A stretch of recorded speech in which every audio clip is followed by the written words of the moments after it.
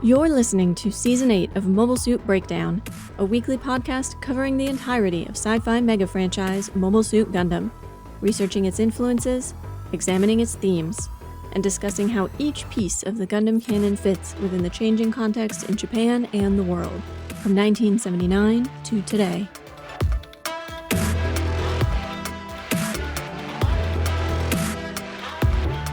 This is episode 8.1. This is not a place of honor, and we are your hosts. I'm Tom, a lifelong Gundam fan, revisiting 0083 for the first time in 15 years. And I'm Nina, in need of some podcaster boot camp. Time to get my voice recording fit again. Mobile Suit Breakdown is made possible by the support of 719 patrons and subscribers. Thank you all, and special thanks to our newest supporters: Song, O&O, Ninja Nope, Jose RM, Tom, Daniel B, Simone C, Tomaty Squirts, Dan H, Alex C, Arvis Presley, Iris J, Cole F, Savat Wolf, Charles I, and Stephen K. You keep us Genki.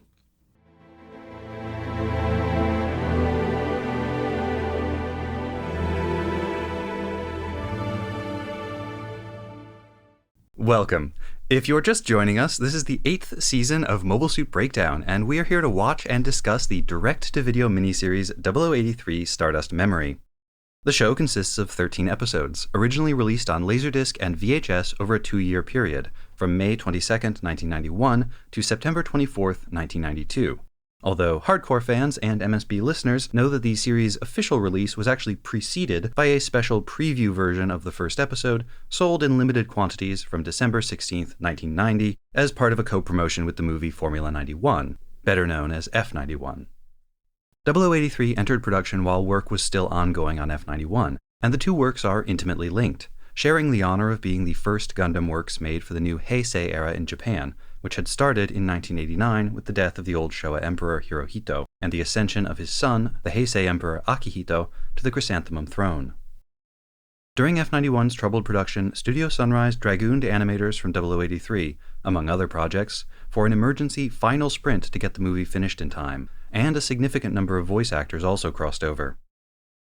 The two works form a curious mirror. The story and setting of F91 were intended to push Gundam forward into a new age, to clear the ground and start fresh for the new era. Yet its key creative team was a conscious, intentional throwback to First Gundam, with the original trio of Tomino Yoshiyuki, Yasuhiko Yoshikazu, and Okuwara Kunio collaborating for the first time since their fraught reunion on Zeta Gundam half a decade prior. On the other hand, 0083 was led by a new team drawn from a younger generation. Lead director Kase Mitsuko wasn't just the first woman to helm a Gundam series.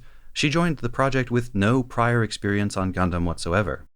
Scriptwriter Gobu Fuyunori, in charge of writing the first 4 episodes, had written for some landmark mecha shows, but never before for Gundam.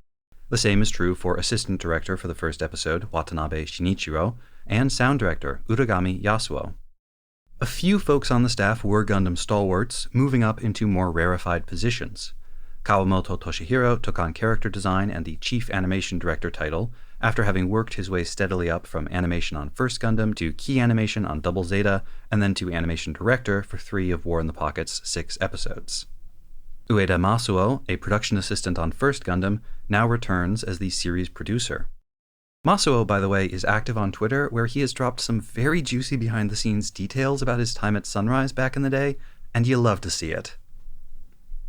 The mecha design team included Akitaka Mika, veteran of Gundam Double Zeta, but also Kawamori Shoji of Macross fame, making his first and only contribution to animated Gundam, and designer Katoki Hajime, he of Ver-Ka Gunpla fame, in his first credited role on Gundam. Or any other anime for that matter. Yet despite all of that new blood, the story, the setting, and the themes of 0083 are as preoccupied with the past as F91 is with the future. The two works look like diverging roads, each one offering a different, competing direction for Gundam. Season 8 will cover the 13 regular episodes of Stardust Memory, as well as 0083 Gion no Zanko, a 2-hour abridged compilation of the series which aired in theaters on August 29, 1992, actually preceding the release of the final episode by about a month. Gion no Zanko has had various different names in English, including The Fading Light of Zeon and The Last Blitz of Zeon, but our version calls it Afterglow of Zeon. We'll also be covering Sora no Kagero, The Mayfly of Space, an audio drama published on CD in 1992. Part of it was then adapted as an animated featurette and included as bonus content for fans buying the Laserdisc version. A second bonus short, Mayfly of Space 2, was made in 2016 for the 25th anniversary box set re-release. We'll be breaking sequence a little bit and covering both Mayfly of Space adaptations at the end of Season 8. Happily, Gordon over at the Gundam Book Club podcast was able to dig up a copy of the original radio drama, and hopefully we'll be able to talk about it too, at least a little bit. That will bring us to the end of 1992. All in all, a relatively quiet year for Gundam, and the end of Season 8. This week we're going to start by revisiting the first episode of 0083, Gundamjack, or in Japanese, Gandamu Godatsu. On MSB 7.1, Stardust Premonitions, we did our best to simulate the experience of watching the preview version of this episode, but we didn't actually have a copy of it to reference at the time, so we had to do our best based on some patchy descriptions of what had been changed. Thankfully, archivist and translator Zeonic Scanlations had an original copy of the preview VHS in his collection, and he was good enough to make it available for our review. That means we can now make a direct comparison between the two versions. The talkback portion of this week's episode may be a little bit shorter than usual, because we've already talked through this episode pretty extensively, but let's see what as yet unexplored depths we can plumb together. Longtime listeners will know that I often do a kind of history roundup about what was happening in the world just before and during the release of whatever series we're covering in a season. As Tom pointed out, there are only about 2 months between the premiere of Mobile Suit Gundam F91 on March 16th, 1991, and the release of the first part of Mobile Suit Gundam 0083 Stardust Memory on May 22nd, 1991. Plenty happened in the world. Everything happens so much, after all. But it seems unlikely that these 2 months had much effect on how Stardust Memory was written.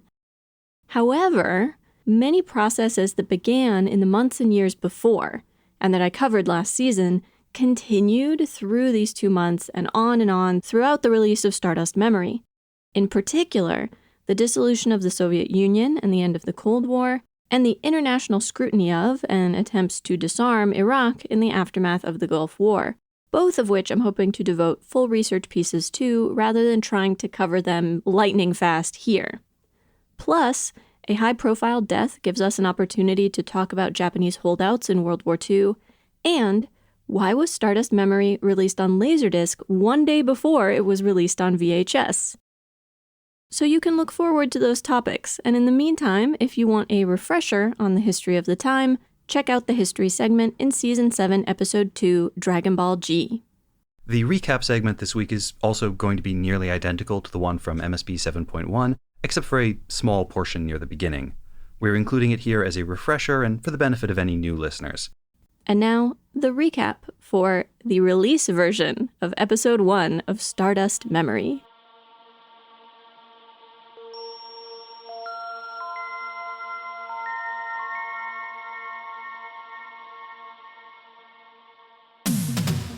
The Battle of Abawa-Ku. Zeon Captain Delaz is shocked to receive word that Supreme Commander Giren has been killed, and Lady Caecilia has taken control of Zeon forces. Loyal to Giren, Delaz orders the retreat of all ships and mobile suits under his command, including a young mobile suit ace, Lieutenant Gato.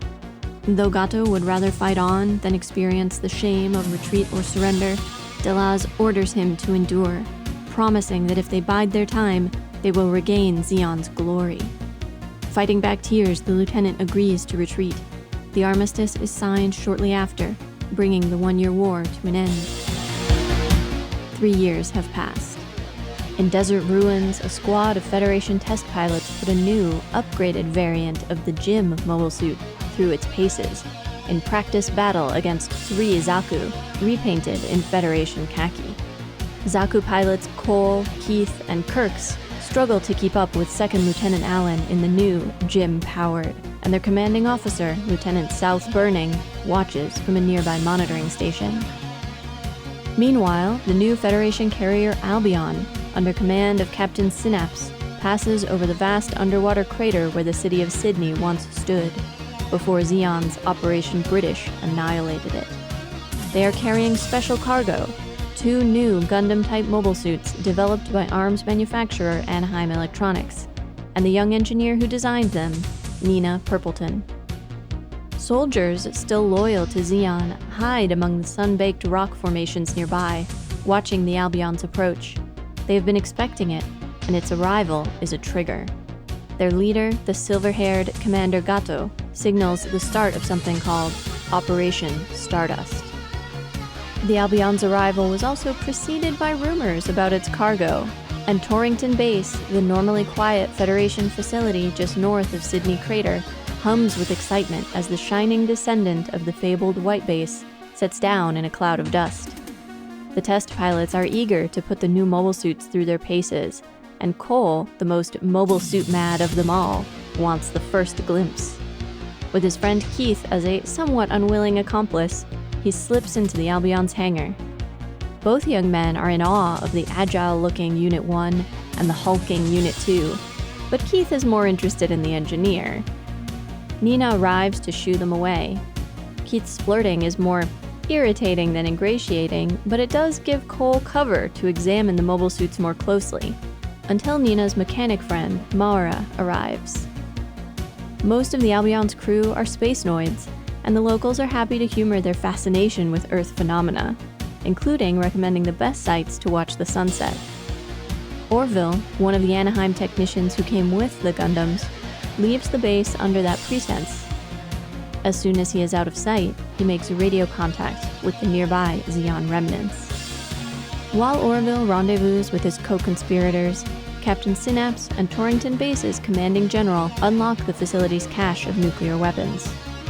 The Unit 2 Gundam was designed to carry a nuclear warhead, and Synapse has orders from High Command to test this capability. Out in the desert, Gato, now disguised in a Federation uniform, gives a few last orders to his men before slipping into Torrington Base, hidden under a blanket in the back of Orville's borrowed Jeep. Though the plan depends on it, he is disgusted by the lax security. He arrives at the Albion's hangar just after Nina and Mara have finished loading the nuclear warhead into Unit 2's bazooka. Cole and Keith are there too. Cole can't seem to keep himself away. They're on their way out when Gato slips past them and, before anyone can stop him, into the cockpit of the unguarded Unit 2. First to react is Cole, jumping into the Unit 1's cockpit while Gato is busy cutting his way out of the Albion's hangar. Before anyone else can move to stop him, the air raid sirens blare. Gato's men have unleashed a barrage of cluster bombs that rain fire and chaos on the whole base. Behind them come the mobile suits. The Federation soldiers are shocked by the reappearance of this defeated enemy and are slow to react. Only a handful of their mobile suits are ready for real combat, and the test pilot Kirks is cut down in short order by an enemy, Dom Tropen. Gato orders his troops to withdraw. The chaos they've already inflicted is distraction enough, but his own escape is blocked by Cole in the Unit 1 Gundam. The Federation test pilot squares off against his mysterious foe, beam saber drawn.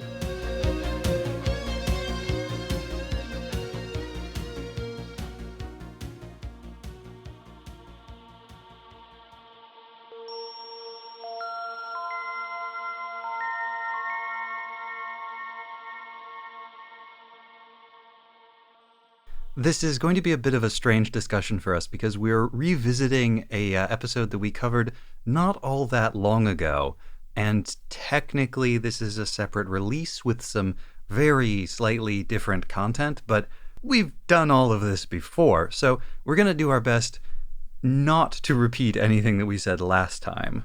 Should make for a fairly short, by our standards, talkback because we covered a lot of ground last time. In general, we established we both like the first episode. We think it's strong as an opener. We're very curious to see, well, Tom knows where the story goes. I'm very curious to see where the story goes. We also talked about how it fits into this formula of first episodes of Gundam series.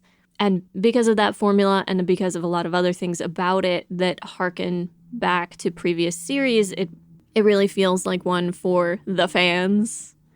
It establishes a definitive story for the colony drop, which had not happened previously. There were competing, semi-conflicting stories for that before. We also talked about design, both of the mobile suits and the characters, the character acting in the way that they're animated, in general, how much we liked the mannerisms, the characterization, how much we learn about the characters in just one short episode. The return of a certain amount of mobile suit gore and horror to the fighting. And finally, we touched on the cliffhanger ending, which is particularly good if you're going to release a first episode months ahead of the general release and you want to get people excited about your series, but feels unusual for a Gundam show. So with all of that out of the way, there are kind of two big new things to talk about this week. The first of them is, of course, that the actual final official release of this episode includes about a minute of additional content at the beginning. It features a flashback to the climactic battle of the 1-year war, the Battle of Abawaku, and shows us Commander Gato and his commanding officer friend Delaz as they decide to abandon the Zeon forces after the death of Supreme Commander Giran. There's not a ton going on there besides what I've just laid out for you, except that it does do quite a bit to establish the Gato character as a kind of throwback, an honor-bound, self-sacrificing kind of warrior guy who would rather die in battle than live with the shame of defeat. It establishes these things about Gato, but it also establishes this relationship with Delaz. I hope he's going to come up again later in the series because this scene makes him feel so important to Gato's whole arc. Throw your minds all the way back to the 1-year war, and you'll remember there were quite a few different factions within Zeon, but it seems that Delaz is a Giranist true believer.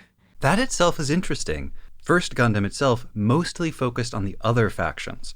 Garma, Dozel, especially Cassilia in the latter half of the show, and her machinations behind the scenes, behind Giran, literally behind Giran when she ends up shooting him through the back of the head.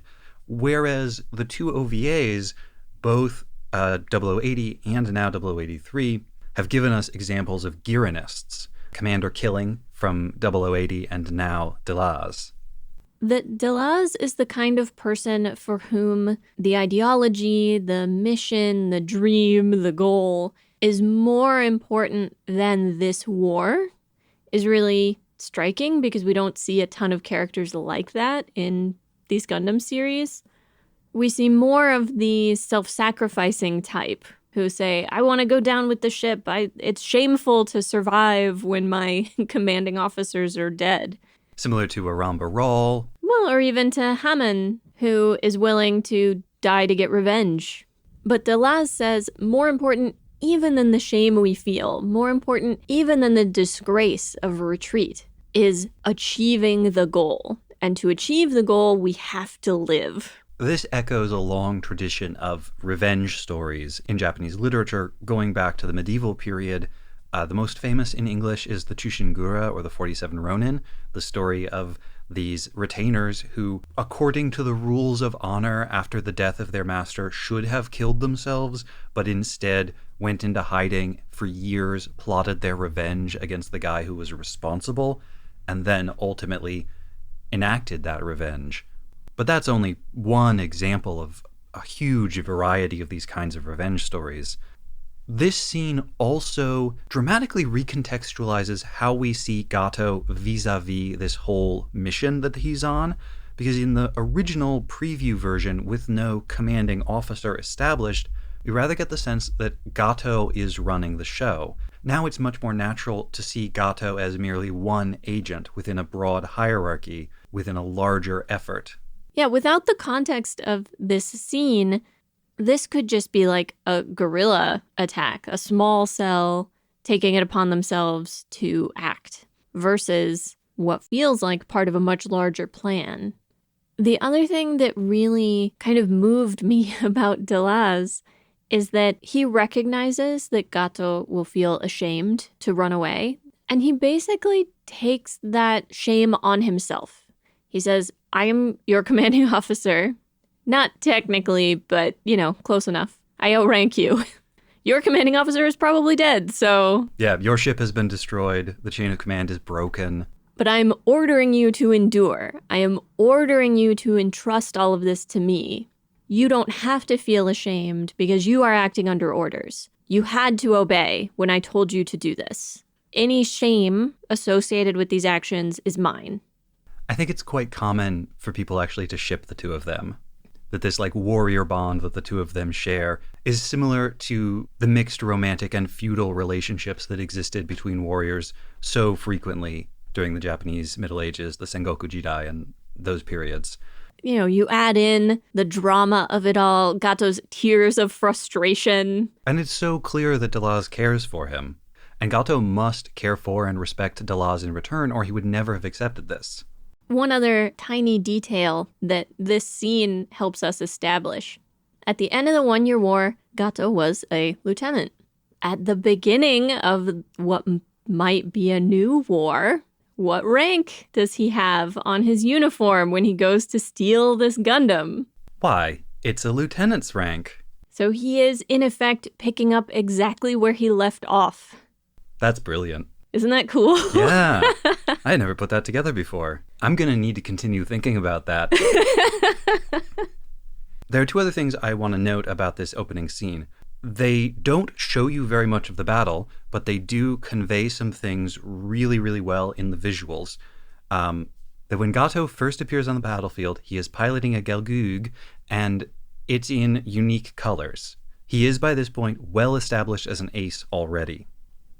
Second, the second time Gato appears, he is going to board a Dom. This tells us very clearly that his mobile suit has been destroyed or so badly damaged that he can't use it again.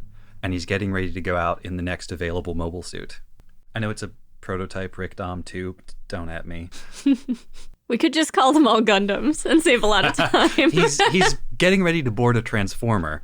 And the other thing is purely metatextual, but by putting this scene at the beginning instead of the mobile suit testing scene that's in the beginning of the preview, and which in the actual episode immediately follows this one, they shift the focus, metatextually, they shift the focus from Ko onto Gato.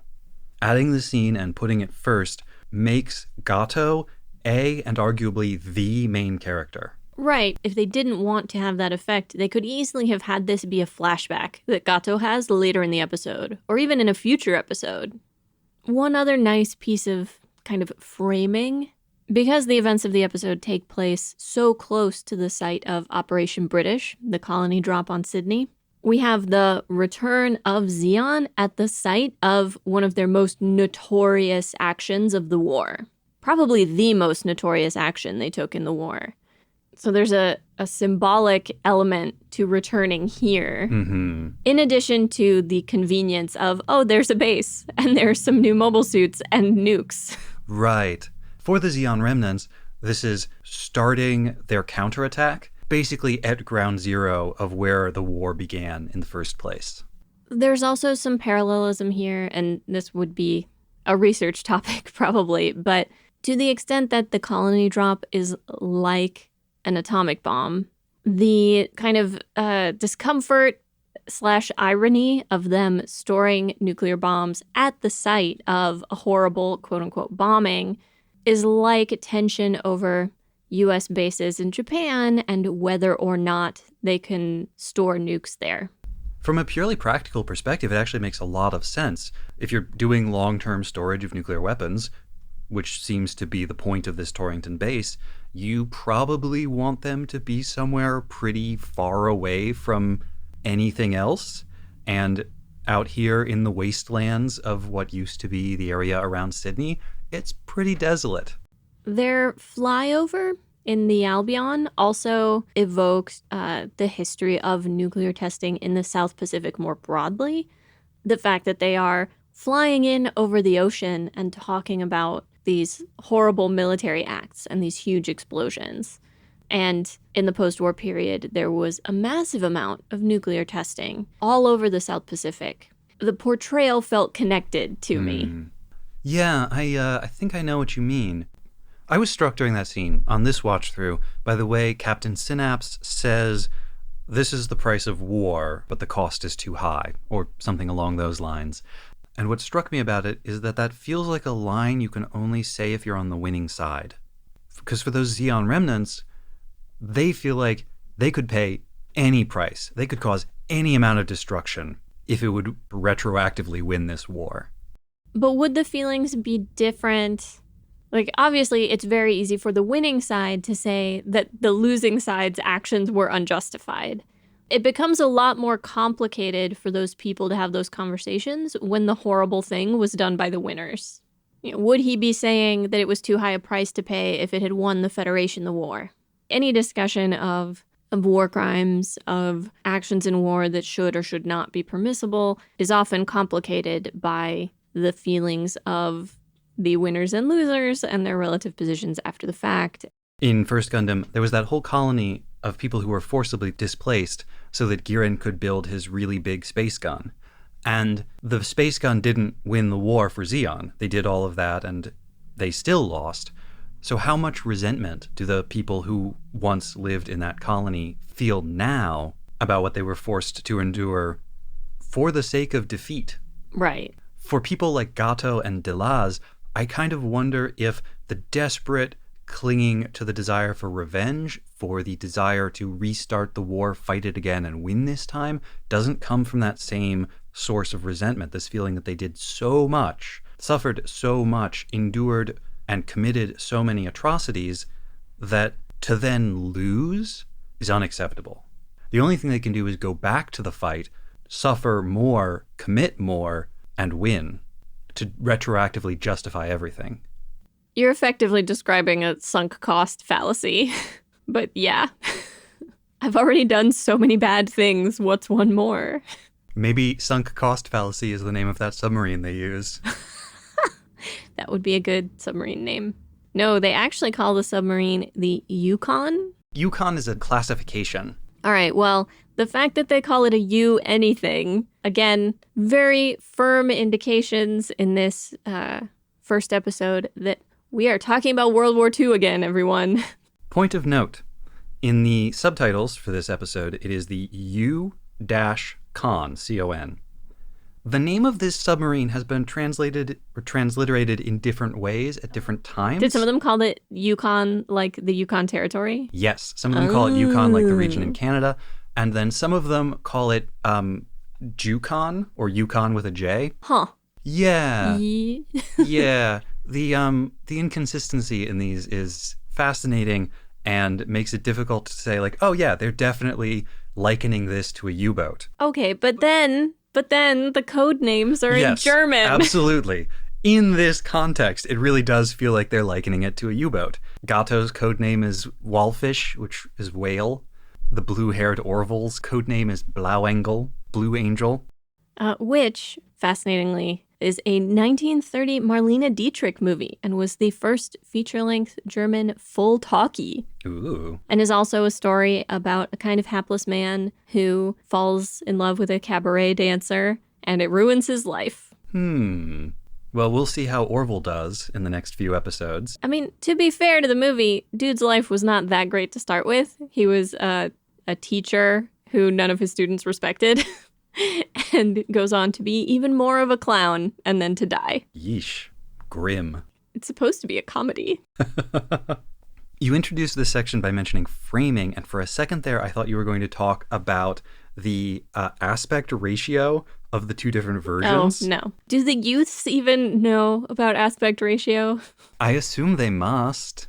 It's not as noticeable a thing anymore because who makes square-screened televisions? But back in the day. Yeah. Basically that things made for TV used to be shot in an aspect ratio that was closer to square because that was the shape of most TV screens.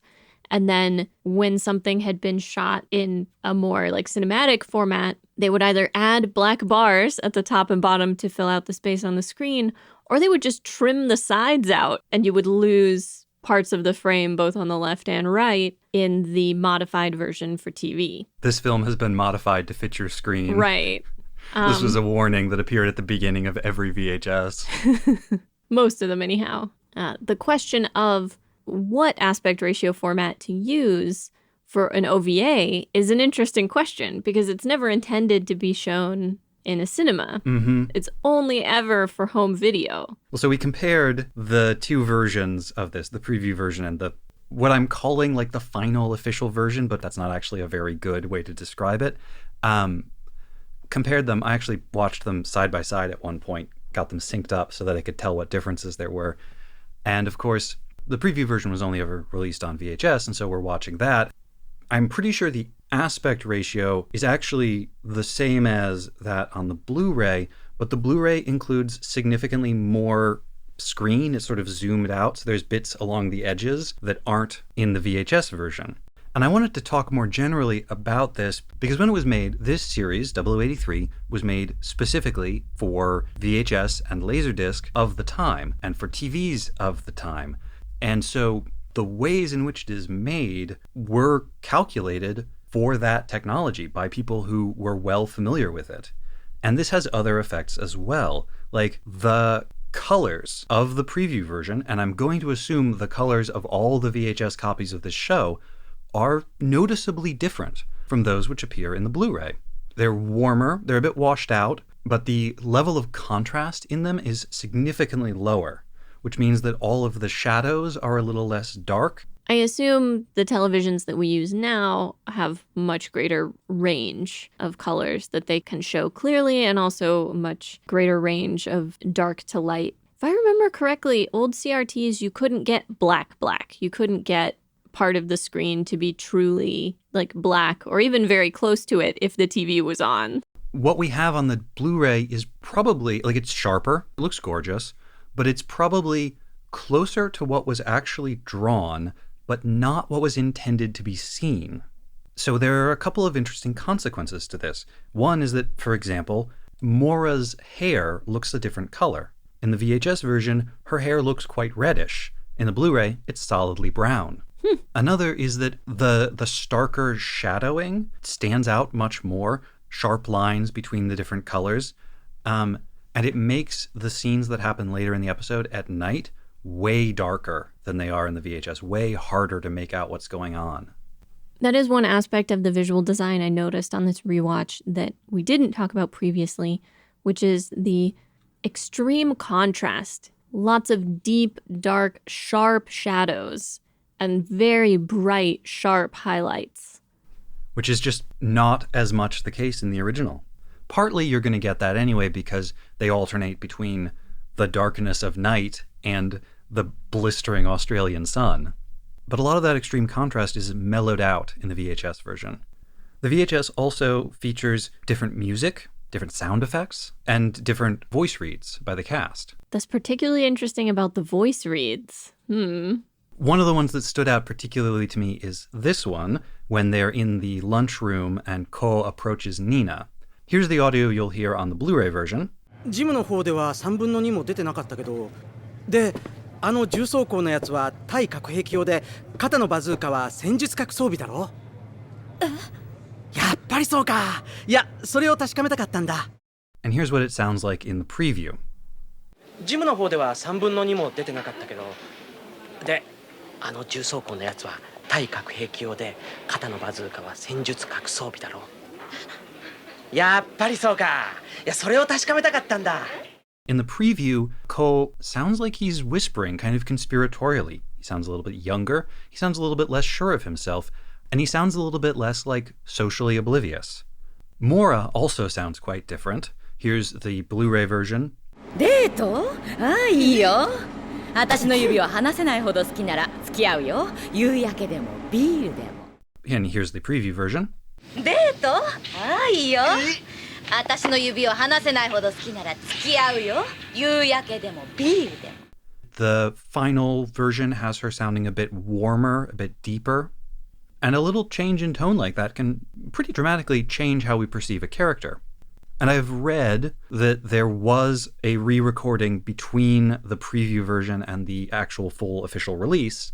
But what we listen to on the Blu-ray now is not the audio from the original release. In 2006, they did a Dolby 5.1 channel remastering, And for that, they basically redid all the sound. New mix, new sound effects, and they had all the voice actors come back and re-record their lines. Really? Yeah. Wow, okay. I would assume because the original materials were not in a state where they could be just like reused. Yeah, I cannot imagine going to the expense of re-recording all of that otherwise. And you can't get the original audio in an international release. You can get it in a Japanese release, and I have placed the order, but it hasn't arrived yet. So before the end of the season, we will be able to compare the two, but not yet.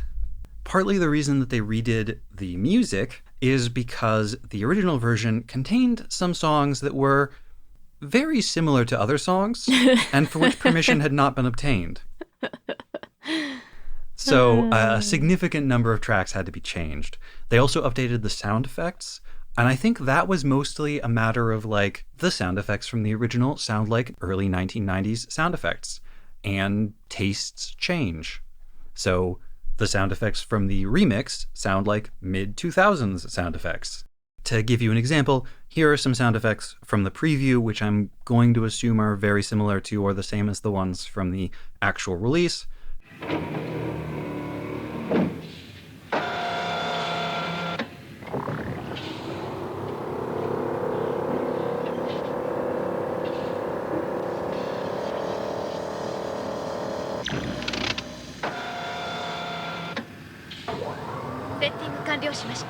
And here is the same scene in the Blu-ray.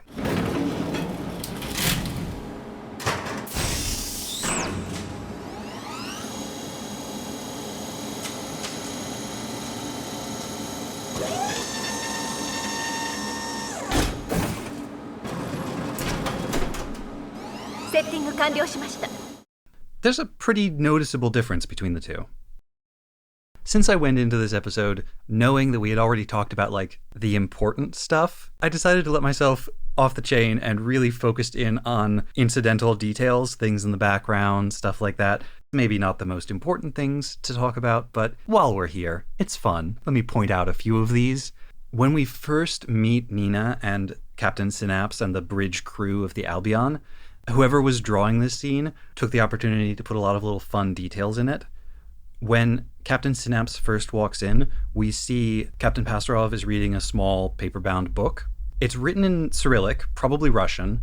Some actual Russian speakers have looked at it and they say the text of the book is mostly gibberish, but based on the title and some captions, it's like a style and phonetics manual about how to speak Russian. Huh. Which, if, like me, you're one of those sickos who likes noticing all the different languages that show up in the Universal Century and trying to figure out what they're actually speaking and what the place of all of these languages is. Here we have a guy with a Russian name reading a manual on how to speak Russian, possibly trying to reconnect with his roots, learning the language of his forebears that he himself does not speak. Also noteworthy, on the back cover of this book, there's the logo for an actual Russian printing company that goes back to the Soviet days. It's still around now, but it's called Prosveshchenia, which means enlightenment. And then on the board behind them, somebody has written in some little Easter eggs. There's a reference to Aogi Rin, Tomino's songwriting alias. Someone has written Kami Igusa, which is the neighborhood where the Sunrise offices are located. And someone has written a little copyright Sunrise Gundam up in one corner.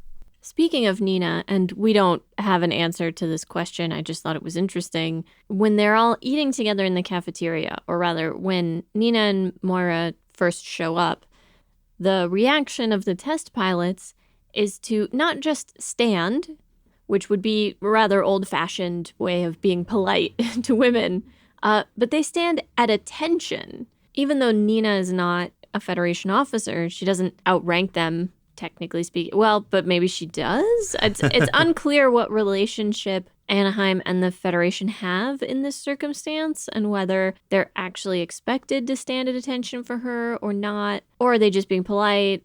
Or are they sucking up because they don't want to be the one to pilot these new Gundams? It's kind of unclear why they do that.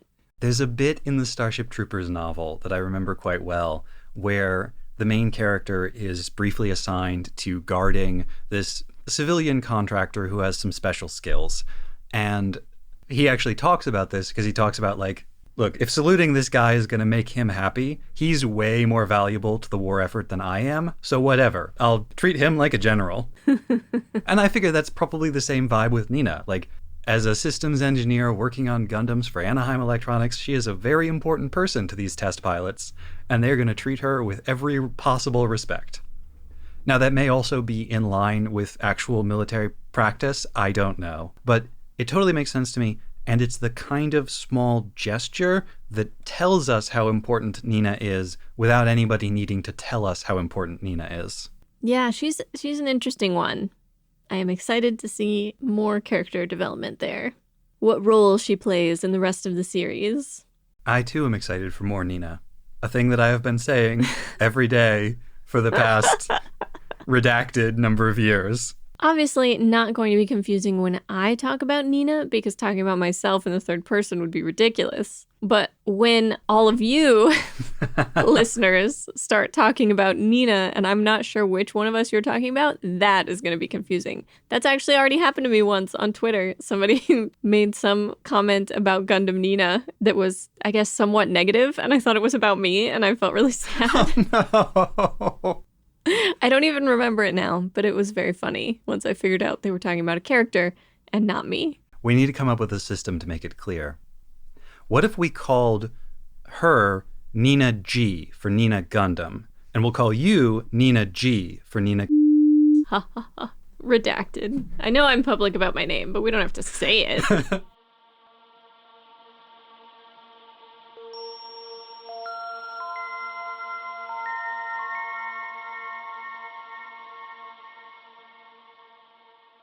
And now Tom's research on the Operation British Crater. I think I understand the science fiction writer's impulse to attach hard numbers to wholly fictional phenomena, but you have to really, really know your stuff in order to get those numbers anywhere near accurate. And sometimes if they're not, they just end up emphasizing how downright implausible the phenomenon you're describing really is. First Gundam, for example, never does give us specs for the Gundam, I think quite wisely.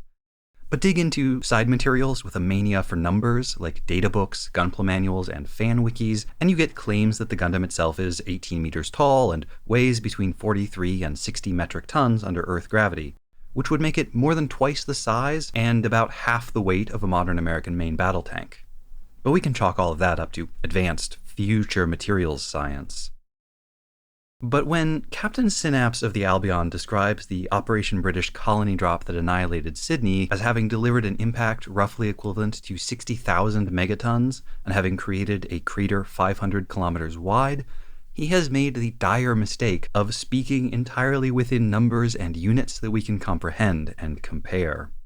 Unfortunately, they turn out to be kind of incomprehensible if you start looking at them too closely. It's really hard to estimate the impact force of a falling colony because we know so little about the colony in question. How big was it? How full of stuff was it? What materials were used to make it? Even if we could guess at those, it's well established that the Operation British colony was partly broken up during its atmospheric entry as the Federation forces tried in vain to destroy it. So, how many pieces actually hit Sydney? How big were they? I have frequently annoyed Iraj with these questions. I think a safer approach is to compare the Synapse numbers to similar real-world threats, nuclear bombs and asteroid impacts. When we say megaton in the explosives context, we mean the explosive force equivalent to 1 million tons of TNT. Trinity, the first nuclear bomb detonated during the Manhattan Project, had a yield of 25 kilotons. The Little Boy and Fat Man bombs were weaker, with yields of 15 and 21 kilotons respectively. RDS-1, the first Soviet nuke, likewise had a yield of 21 kilotons. The first bomb with a yield above 1 megaton was codenamed Mike, tested by Operation Ivy, not the band, in 1952. It delivered just over 10 megatons. The Soviets started testing megaton-scale bombs throughout the late 50s, as did the United Kingdom. And the People's Republic of China joined the party in 1967 with their 3.3 megaton bomb detonated on a testing range at Lop Nur. Hey, you remember Lop Nur, right? That's the wandering salt lake that's so famously featured in First Gundam's Desperately Seeking Salt episode. France then followed suit in 1968 with a 2.6 megaton bomb. The other nuclear powers, Pakistan, India, Israel, and North Korea, have never detonated a bomb with a yield above 1 megaton, at least so far as we know. The most powerful bomb ever detonated, the Soviet Tsar Bomba, detonated in 1961, had a theoretical potential yield of 100 megatons, but it was limited down to only 50 megatons for the test, in part to minimize catastrophic fallout, and in part because there would have been no way for the bomber that dropped the thing to escape the blast radius in time. Even as it was, they thought it was only a 50-50 chance that the crew was going to survive. The bomb itself weighed 27 metric tons, or roughly half a Gundam. When it did go off, it was an airburst bomb and detonated some 13,000 feet above ground. It leveled everything within about 35 miles. Wooden structures within 100 miles were demolished, and it shattered windows more than 500 miles away, including some as far away as Finland. The mushroom cloud it created was 7 times taller than Mount Everest, and that was less than 1/1000th of the claimed power of the Operation British Drop. In point of fact, the total yield of all known nuclear detonations to date is only about 540 megatons. In January 2022, non-proliferation-focused NGO the Arms Control Association published a fact sheet in which they estimated that there were roughly 13,000 nuclear warheads in the world today, with around 9,600 in active service and a further 3,400 retired but not yet dismantled. Of those, the vast majority have yields well under 1 megaton. Firm numbers for nuclear arsenals are hard to come by since they are naturally treated as closely held state secrets, but the US has actually been relatively transparent about its stockpile. The US has around 5,200 warheads, most with yields well under half a megaton. The military doctrine being that multiple lower-yield nuclear warheads can have the same destructive effect across the same area while consuming significantly less fissile material. The most powerful US warhead today, actually slated for retirement by the Biden administration just a few months ago, has a variable yield that maxes out at 1.2 megatons, but the US only ever produced 650 of these. The rest in the US arsenal range from 1/3 of a kiloton to 455 kilotons. Other nuclear-capable nations, especially Russia, are said to have higher-yield warheads in their arsenals, but firm numbers are elusive and estimates are all over the map. Given that pro- and anti-Russian sources alike have strong incentives to exaggerate the country's destructive capabilities, we should probably take claims of 50 megaton missiles and 100 megaton torpedoes with a pinch of irradiated salt from the Lapnor test site. Considering the size of Russia's arsenal, which is estimated to be around 6,000 warheads and growing, and the expense and limited utility of multi-megaton bombs, the vast majority of Russian nuclear weapons are probably like the US ones with yields less than 1 megaton. But if we're being generous and we assume that the average yield for every single nuclear warhead in existence today is about 1 megaton, then the Operation British Colony Drop still delivered more than 4 times the destructive force of every single nuclear weapon in the world exploding simultaneously. But in fairness to Gobo Fuyunori, screenwriter for this episode, nuclear arsenals today are pretty tiny compared to where they stood during the 1980s at the height of the Cold War. Yields were also larger back then.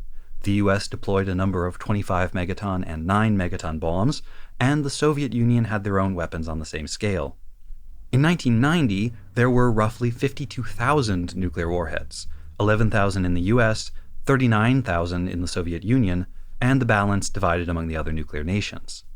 It seems plausible to me that the 60,000 megaton number quoted in this episode was chosen because it was a rough estimate for the combined power of all such weapons which existed at the time. But now to get a sense of the scale of what it would take to create a 500-kilometer wide hole where a continent used to be. Synapse calls this the largest man-made crater in the world, and he's definitely right about that, but he's also kind of underselling it. The biggest known crater on Earth, man-made or naturally formed, is the Vredefort impact crater in South Africa. Created by the impact of a city-sized asteroid about 2 billion years ago, the crater is 300 kilometers across. Massive, staggeringly huge, and yet vastly smaller than the Operation British crater. The Chicxulub impact crater off the north coast of the Yucatan Peninsula is considered to be the second largest crater on Earth. That one is the asteroid impact generally believed to have triggered the mass extinction of the dinosaurs, but the crater it left behind might be as small as 180 kilometers, or perhaps 300 kilometers at the large end. The University's Space Research Association has estimated that it would take an impact with the equivalent energy of 87 million megatons in order to create a 200-kilometer crater, roughly on the scale of the Fredefort and Chicxulub craters. A 500-kilometer crater, like the one in the show, is so much larger than anything found on Earth that they didn't even bother doing the estimates up to that scale. 60,000 megatons, while a lot of megatons, a staggering number of megatons if we're talking about bombs, still ought to create a crater of less than 20 kilometers across.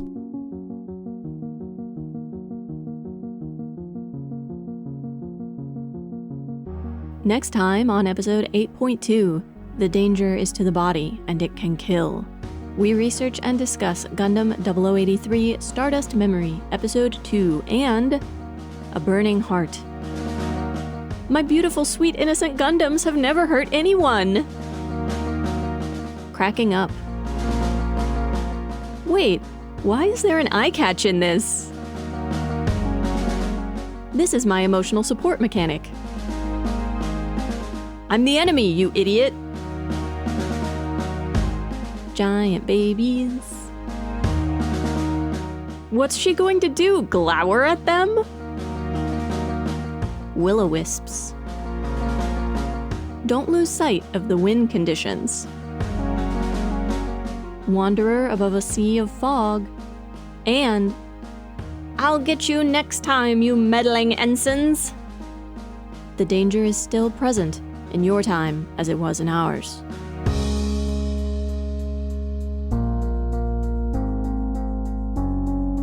Mobile Suit Breakdown is written, recorded, and produced by us, Tom and Nina, in scenic New York City, within the ancestral and unceded land of the Lenape people, and made possible by listeners like you. The opening track is Wasp by Misha Dioxin. The closing music is Long Way Home by Spinning Ratio. The recap music for this season is 80s synth rock guitar improvisation by Zombiefish. The songs used in the April Fool's Day advertisements are Glitch Game Waiting Muzak by Truckistador, Smirking Emoji by Muzak Efron, Harmful or Fatal by Kevin MacLeod, and Patriotic Feelings by Max Co. Music. You can find links to the sources for our research, the music used in the episode, additional information about the Lenape people, and more in the show notes and on our website, GundamPodcast.com. You can get in touch with us on Twitter or Instagram at Gundam Podcast, or by email to hosts@GundamPodcast.com. And thank you for listening. The wrong Gundam opinion this week was submitted by Anonymous, and it's that... Hey, I'm not reading this. This is slander. I do not have bad taste in mobile suits. Nina, how did this get in here? Nina, who edited my script? Don't you muttly laugh at me.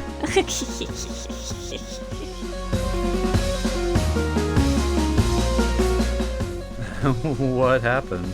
No, I'm just remembering one that I reposted recently that was like Leo's whenever something goes even slightly wrong. And it was like, everything is ruined forever, I want to die. I'm sorry that something went slightly wrong. We were interrupted after we sat in here and got ready to record. We were interrupted, and it wasn't even for something cool for me.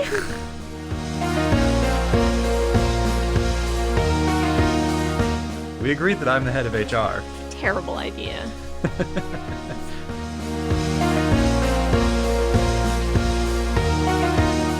Do you have any coasters over there? I have a coaster, yeah. Oh, do you need it? No? Do you want me to... I'm gonna frisbee it at you. Yep. Sorry. Small leather Icelands move very quickly, apparently.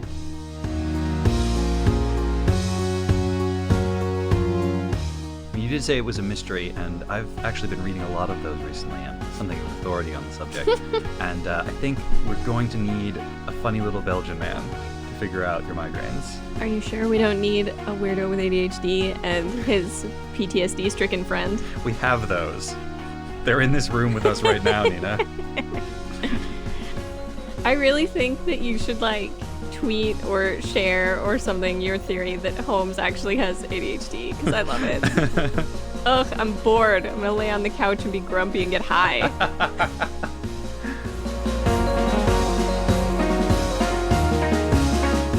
I can't help it that Edith Wharton is incredible. That is not my fault.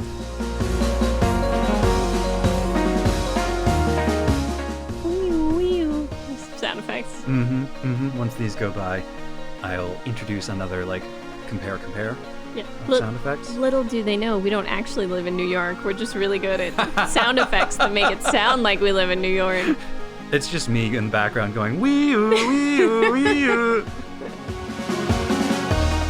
Are you gonna do the Hey Teens peppy or the Hey Teens like, it's a power snack? Somewhere in between the two. Okay. A little bit of both. Okay. Because it's a good one for those power snack vibes. Happily, Gordon over at the Gundam.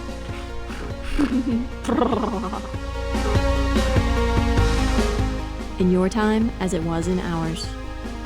It's one of those things where the sound of my own voice has gotten weird.